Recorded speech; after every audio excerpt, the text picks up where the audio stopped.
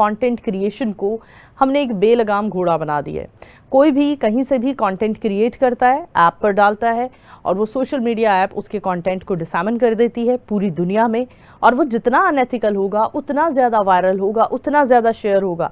ये human nature क्या है, इसी मौजू पर बात करने के लिए अर्शा मीर हमारे साथ वीडियो लिंक पर मौजूद हैं, जो कि सोशल एनालिस्ट हैं। अर्शा, क्या कहना चाहेगी? हम कंटेंट क्रिएशन पर बात कर रहे थे। कंटेंट क्रिएशन कितना एक सीरियस अमल है और हम इसको कितना मतलब इजी ले रहे हैं, और इसको इतना इजी कर देने से, इतना आसान बना देने से क्या क्या हमारे मुआशरे में बिगाड़ पैदा हो रहे हैं, क्या कहेंगी? देखिए, जब से डिजिटल मीडिया का दौर आया है, आपने देखा कि चीजें काफी ज्यादा बेलगाम हो गई हैं। पहले टेलीविजन होता था, प्रॉपर मॉनिटरिंग होती थी। कैमरा की मॉनिटरिंग आज भी टेलीविजन के ऊपर खासी सख्त है, क्योंकि हम अब भी जब कंटेंट क्रिएट कर रहे होते हैं और सीरियस कंटेंट क्रिएशन चल रही होती है, तो हमें एक पीछे कहीं ना बैक एंड के ऊपर एक ध्यान जरूर होता है कि हमने कोई भी ऐसा लफ्ज, कोई ऐसा जुमला, कोई ऐसी चीज, इवन की कोई ऐसी तस्वीर हम टेलीविजन पे ना चला दें कि जिसकी वजह से कैमरा की जानिब से पकड़ हो। अब सवाल पैदा होता है कि जब हम डिजिटल की बात करते हैं, तो डिजिटल इस वक्त जो है वो एक बेलगाम घोड़ा बन चुका है। जैसे आपने पहले कहा, हम मोबाइल उठाते हैं, हम कहीं पे भी बगैर किसी की पर्सनल लाइफ को मद्देनजर रखते हुए, किसी की जो प्राइवेसी है उसको मद्देनजर रखे बगैर, हम सिर्फ मोबाइल खोलते हैं और हम कहीं पर भी वीडियो बनाने शुरू कर देते हैं। और आपने देखा कि जब वीडियो बनती है और जब वो अपलोड होती है और लोग उसको डिसेमिनेट कर रहे होते हैं अपने तौर पे, एक कहानी के अंदर से कई कहानियां निकल रही होती हैं। इसकी वजह से बहुत ज्यादा लोगों के घर बर्बाद हो रहे हैं, मुआशरे के अंदर इस कदर बिगाड़ पैदा हो रहा है कि जो चीजें छुपी हुई थी वो भी अया होना शुरू हो गई, और जब चीजें अया हुई तो वहां पे मसाइल पैदा हुए। कंटेंट क्रिएट करने के लिए आपको सबसे पहले सबक आमूज चीजों को लेकर आना चाहिए, जिसके थ्रू आप सोसाइटी के अंदर बेहतरी लेकर आ सके। लेकिन अनफॉर्चुनेटली ये चंद पैसों ने, ये कागज के टुकड़ों ने इंसान को इतना बेहिस कर दिया है कि उसको ना अपनी प्राइवेसी की और ना किसी और की प्राइवेसी की कोई परवाह है। हमने कहीं पे भी फोन खोला, कहीं पे भी कैमरा घुमाया और सारी चीजें कैप्चर कर ली।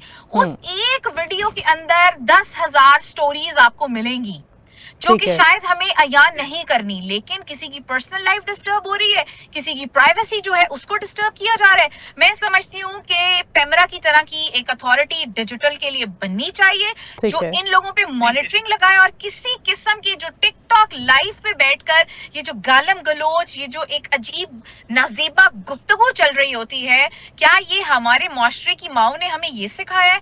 मैं नहीं समझती कि कोई भी माँ हमें ये सिखाएगी। आप यकीन मानिए कि जब हम क्लिप्स देखते हैं टिकटॉक लाइव के, टिकटॉक के ऊपर, तो आपको समझ ही नहीं आ रही होती कि क्या मैं इस मुआशरे का हिस्सा हूँ। हम लोगों को दर्स दे रहे होते हैं कि नहीं, इखलाकियात का दामन हाथ से ना जाने दें।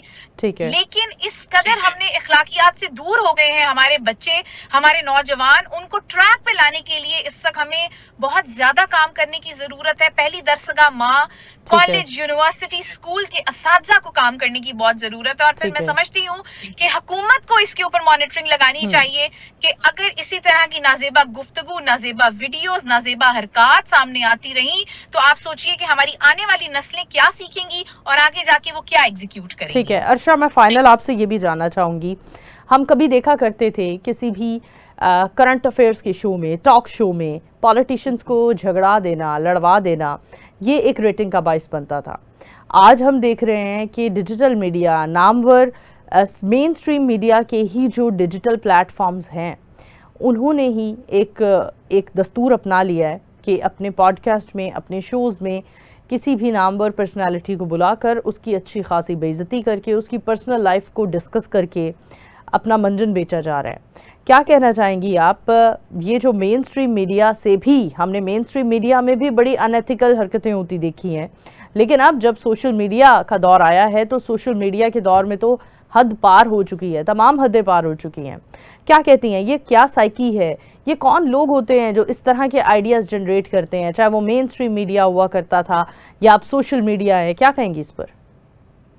देखिए, किसी को लड़वाना जो है ना, वो बिल्कुल अनएथिकल है। हमेशा की तरह हम देखते थे कि टेलीविजन पे किसी की लड़ाई हो गई तो वो क्लिप्स वायरल हो जाते थे। अब तो जगह जगह पे क्लिप्स वायरल हो रहे हैं, जगह जगह पे लोगों को लड़वाया जा रहा है।